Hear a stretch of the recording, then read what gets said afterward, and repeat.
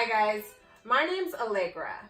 So today I wanted to talk about the first records that I have of Beatrice being in the newspaper.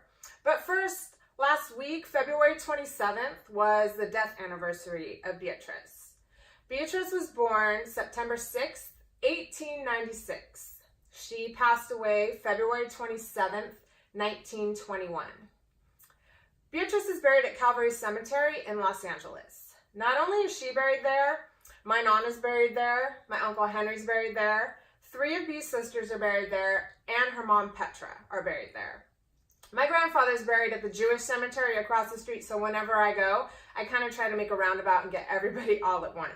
Last week I happened to jump on Ancestry.com to look for something, and I noticed a few other families who actually list Beatrice in their family tree. Now, I only remember growing up with the Joffes and the McAdams, so I started thinking, how much do these other people in my family actually know about Beatrice? Growing up, my Nana was kind of the hub of the family, so I thought that if you are family and I haven't met you yet, I would kind of back up a little bit and give you some reference of what these people actually looked like. These are the Dominguez women. From top left is my great-grandmother Elena, who went by the name of Helen. In the middle is Lola, followed by Cecilia. Bottom left is Inez. In the middle is Petra, the mom. And then we have Beatrice. Now, Petra's real name was also Beatrice, but she went by Petra to differentiate herself from her daughter Beatrice. All right, so as I said, Beatrice is buried at Calvary. So if you've never been to her grave, her mother Petra is buried here. Her sister Inez is buried here. Okay, sorry for the sidetrack. Just in case any family members are trying to put the pieces together, that was for you. The first records that I found of Beatrice in the newspaper was for opening the Spanish wing at the Glenwood Mission Inn in Riverside, New Year's Eve 1914 and New Year's Day 1915. And it reads, Master Frank Miller has imported 2 Spanish dancers from Los Angeles to amuse his guests tonight and to give the Spanish gallery the touch necessary to complete the general scheme.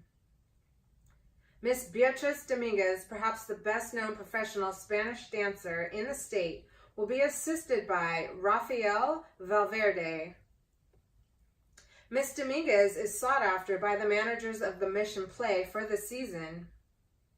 She has been before the public for 4 years, having been taught the Spanish dances by her mother.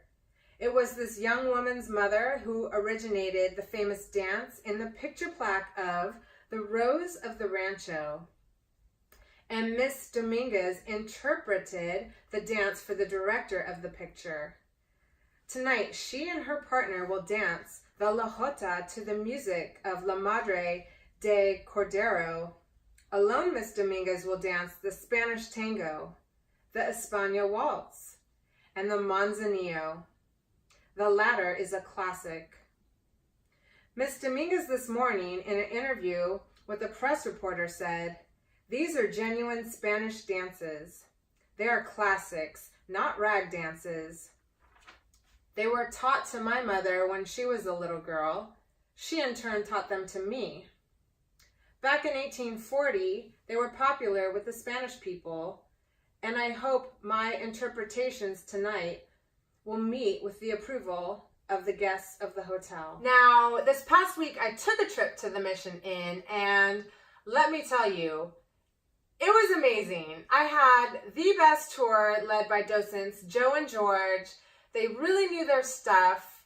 It was really cool to step back into time and go into all these rooms, to be in the same energy that Beatrice danced at over 100 years ago was just amazing. If you're in the Los Angeles or Orange County area, I highly recommend that you drive to Riverside, take a tour, take the time to enjoy the architecture and the history.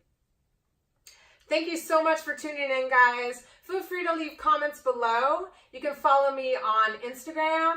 You can follow me on Twitter. And I'll see you guys next time.